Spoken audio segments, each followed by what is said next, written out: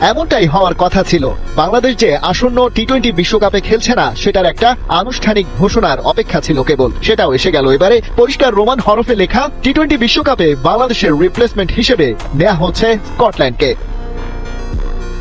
বিশাল বিজ্ঞপ্তিতে এই কয়েক সপ্তাহের পুরো প্রসেস তুলে ধরা হয়েছে।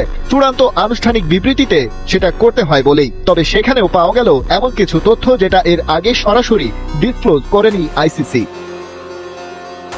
বাংলাদেশের পক্ষ থেকে ভারতের সিকিউরিটি নিয়ে প্রশ্ন যখন থেকে তোলা হচ্ছিল, সব আলাপ চলছিল আইসিসির ব্যানারের বডির সাথেই। আয়োজক দেশের ক্রিকেট বডি ভারতের ক্রিকেট কন্ট্রোল বোর্ড বা বিসিসিআই কিংবা ভারতের প্রশাসন কোনো টু শব্দ করেনি সেই প্রসঙ্গে। আর সিকিউরিটি ইস্যুতে তাদের এমন শুনশান নীরবতাই সন্দেহ করে তোলে আরো গভীর। তবে আইসিসি তাদের চূড়ান্ত বিজ্ঞপ্তিতে জানিয়েছে, একটি স্বাধীন অথরিটিকে তারা ভারতের সিকিউরিটি রিস্ক জাজ করতে দিয়েছিল, যারা সেখানে তেমন কোনো থ্রেট খুঁজেই পায়নি। এর পাশাপাশি ওয়ার্ল্ড ক্রিকেটের সর্বোচ্চ কন্ট্রোলার বডিটি বলছে, তারা ভারতের রাজ্য এবং ফেডারেল সরকারের কাছ থেকেও তাদের সিকিউরিটি ডিটেল চেয়েছে এই ইভেন্টকে কেন্দ্র করে। সেখানে কিছু পরিবর্তন এনে প্রোটোকলের গভীরতাও বাড়ানো হয়েছে।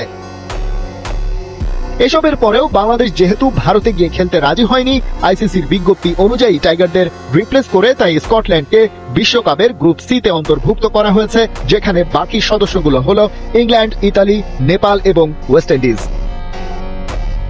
কদিন আগেই আইসিসি বাংলাদেশ ক্রিকেট বোর্ডকে 24 ঘন্টার আলটিমেটাম দিয়েছিল, কিন্তু নির্ধারিত সময়ের মধ্যে আইসিসির সিদ্ধান্তে সায় না দেয়ায় শনিবার কঠোর অবস্থানে যায় ক্রিকেট নিয়ন্ত্রক সংস্থাটি। আইসিসির সূত্রে জানা গেছে, শনিবার সকালে আইসিসির সিইও সঞ্জয় গুপ্তা আনুষ্ঠানিকভাবে আইসিসি বোর্ডকে চিঠি দেন। সেখানে তিনি উল্লেখ করেন, বাংলাদেশ ক্রিকেট বোর্ড আইসিসি বোর্ডের সিদ্ধান্ত মানছে না এবং বাংলাদেশের উত্থাপিত দাবিগুলো আইসিসি নীতিমালার সঙ্গে সামঞ্জস্যপূর্ণ নয়।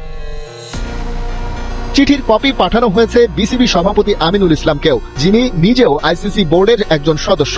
একই সঙ্গে আলাদা এক চিঠিতে ক্রিকেট স্কটল্যান্ডকে 2026 টি-20 বিশ্বকাপে অংশ নেয়ার আনুষ্ঠানিক আমন্ত্রণ জানানো হয়। আইসিসির সিদ্ধান্ত অনুযায়ী স্কটল্যান্ডকে নেওয়া হয়েছে তাদের সাম্প্রতিক পারফরমেন্স ও বর্তমান র্যাঙ্কিং এর ভিত্তিতে। বর্তমানে স্কটল্যান্ড রয়েছে 14 নম্বরে।